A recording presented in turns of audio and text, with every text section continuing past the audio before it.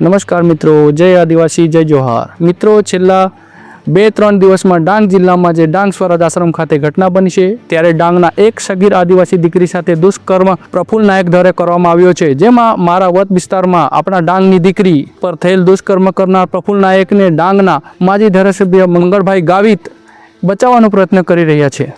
શું મંગળભાઈને આદિવાસી દીકરી પર થયેલ દુષ્કર્મ દેખાતો નથી અને બીજા કોઈ આદિવાસી નેતા નથી કે શું? નજીકના આપણા વાંસદાના ધારાસભ્ય અનંત પટેલ જેવા, મંગળભાઈ ગાવિત જેવા કેમ બહાર આવી રહ્યા નથી? છેલ્લા 3 દિવસથી આ ઘટના થયેલ છે. આ લોકોએ કોઈ પણ સ્ટેટમેન્ટ આપણી દીકરી માટે આપેલ નથી. કેમ આ લોકોએ કયા દરમાં પુરાઈ ગયેલા છે કે બીજું કારણ છે? દુષ્કર્મ કરનાર એમના પાર્ટીના પૂર્વ મહામંત્રી છે, એટલે આ લોકોને આદિવાસી સમાજની દીકરીનો દર્દ નથી દેખાતો? આ લોકો આદિવાસીને ફક્ત ગેરમાર્ગે દોરવાનું કામ કરે છે.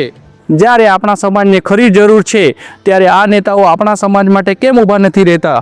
શું પક્ષપાત કરી રહ્યા છે?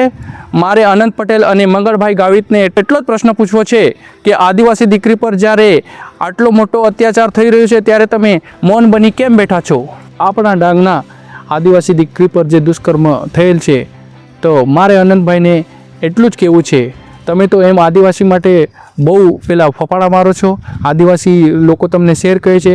આ શેર કયા ગુફામાં આ લોકો છુપાઈ ગયેલા છે જે બહાર જ નથી નીકળતા?